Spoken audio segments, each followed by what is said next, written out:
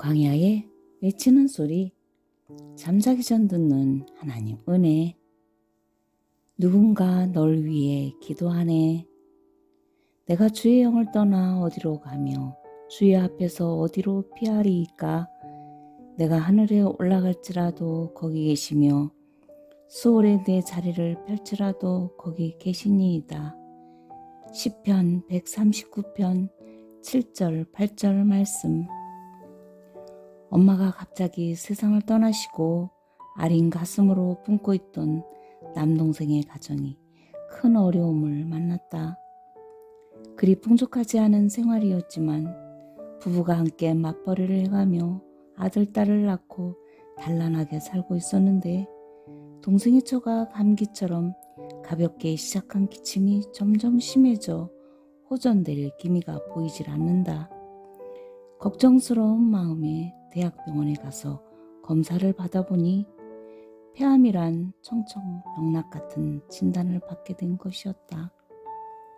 그때의 술은 지금 같지 않아 암이라면 당연히 사형 선고와 같은 것이었다. 그때부터 우리 동생은 병원에 입원해 있는 아내의 병관화를 위해 사업도 잠시 접고 아이들을 보살피며 학교까지 보내느라 6개월의 힘겨운 삶을 시작하게 되었다. 지극정성의 간호와 치료가 무색하게도 병세는 호전됨이 없이 점점 더 악화되고 있어 너무 안쓰러운 모습으로 가쁜 숨을 몰아쉬며 누워서 편히 잠을 잘 수도 없고 앉아서 숨을 쉴 수도 없이 온몸을 땀으로 적시곤 했다. 고등학교 때부터 친구들과 함께 신앙생활을 열심히 해오던 동생은 신학대학을 가고 싶다는 말을 했다. 그 당시 나는 하나님에 대해 전혀 알지도 못했고 들어보지도 못했던 때이라 아무 말도 해주지 못했다. 그때 내가 한번 지원해보라는 용기만 주었어도 동생의 삶은 어떻게 달라져 있을까? 함께 신앙생활을 했던 친구들 중 훌륭한 목사님이 되신 분도 있고 신앙 출판계에서 사업을 크게 하고 있는 친구도 있다. 그 사회로 나온 동생은 신앙생활과는 멀어진 삶을 살고 있었다. 그리고는 아내가 그리 아프게 되자 다시금 하나님을 애타게 찾기 시작했다. 병원에서 가망이 없다 하니 아픈 아내를 차에 태워 이곳저곳 다니며 목사님께 안수기도도 많이 받아보고 날마다 기도실을 찾아 열심히 하나님께 매달려 보았다. 하지만 병세는 점점 더 악화되어 얼굴은 핏기 하나 없이 병색이 짙어지고 거친 숨을 몰아쉬며 스스로 땀으로 흥건한 환자복을 갈아입으며 고통스러운 나날을 보내고 있었다. 동생은 밤에도 환자를 돌봐야 하는 일로 밤잠을 잘 수가 없어 내가 낮에 잠시 들려 병간호를 하고 있는 사이 쪽잠을 자곤 했다. 어느 날 오늘을 넘기기 힘들다는 의사 선생님의 말에 아주 좁고 어두침침한 격리실로 옮겨졌다. 6개월 동안의 길고 긴 고통의 시간을 보내느라 제대로 된 음식을 먹지 못하고 있는 환자에게 요플레를 권했더니 냠냠하며 얼마나 맛있게 먹던지 그것이 세상에서 먹을 수 있었던 마지막 음식이었다. 그리고는 어디라도 여행이나 하듯 밝은 얼굴로 시트를 새 것으로 갈아주세요. 옷도 깨끗한 곳으로 갈아입고 싶어요 한다. 몸도 깨끗이 씻고 싶어 한다. 따뜻한 물수건으로 수척해진 얼굴로 앙상한 손으로 이미 곰팡이가 핀 듯 지푸른 빛이 돌고 있는 몸으로 그리 목욕하듯 씻어주니 예쁘게 꽃단장한 것 같다.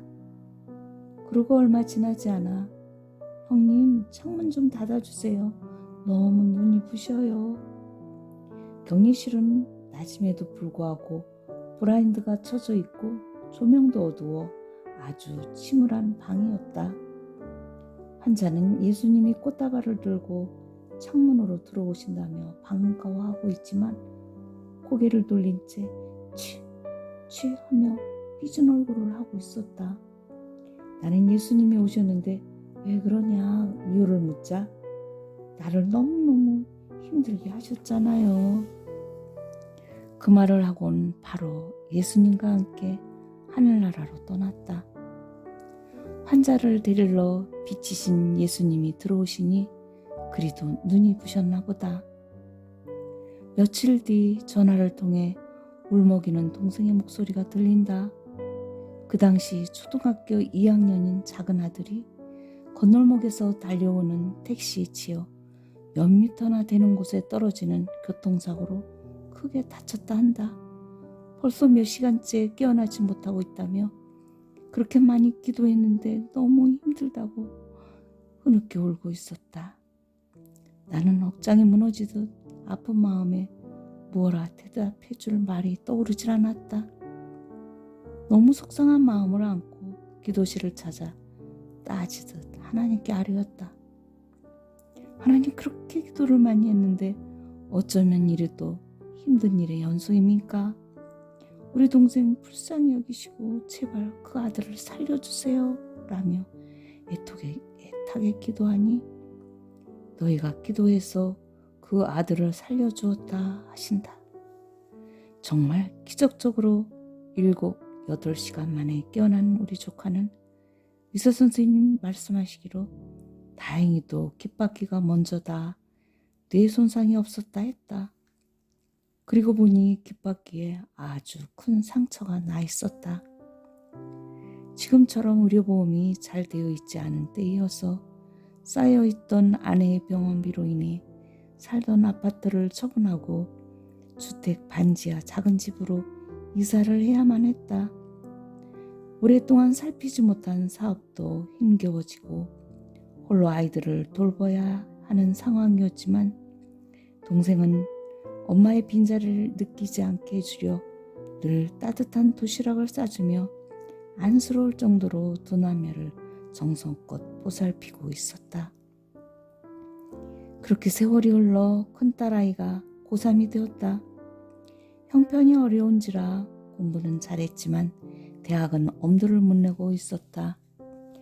어느 날 심야 예배 시간에 충만한 은혜를 받고 기쁜 마음으로 가방을 챙기려는데 성경책 위에 두툼한 흰 봉투가 놓여져 있었다.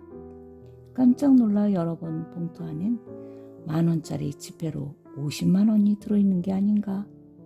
그 당시 엄청 큰 금액을 성경책 위에 올려놓은 사람이 누구일까? 주위 사람들에게 물어보아도 모두가 모르겠다 한다. 다음날 아침 어느 집사님으로부터 연락이 왔다. 기도하던 중 지하방에 아빠 혼자 아이들을 키우고 있는데 그 가정에 50만 원을 전해주라는 하나님의 말씀이 있었다 한다. 우리가 출석하고 있는 교회에도 또 주위 사람을 둘러보아도 그런 사람을 찾을 수가 없자 언젠가 내게 안타까운 동생 이야기를 들은 것 같다 하며 전해달라 했다. 너무 놀라기도 했지만 하나님의 말씀이니 감사 인사를 잘하고 동생에게 전달했다. 그리고는 그 돈으로 감리교 신학대에게 원서를 내고 하나님의 은혜로 우리 조카는 감신대에 들어갈 수가 있었다. 그 후로 어렵게 학비를 조달해가며 장학금을 받기도 하며 아빠의 못 이룬 꿈을 대신에 이루어주듯 누구보다 값진 학사모를 쓴 졸업장에서의 조카의 모습이 너무너무 대견스러워 보였다.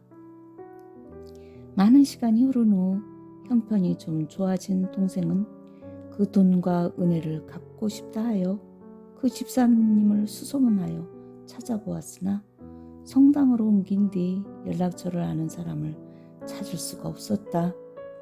하는 수 없이 지금 섬기고 있는 우리 교회 교육 목사님께 자초지종을 말씀드리고 어려운 학생을 찾아 의미 있는 장학금을 전달할 수 있었다.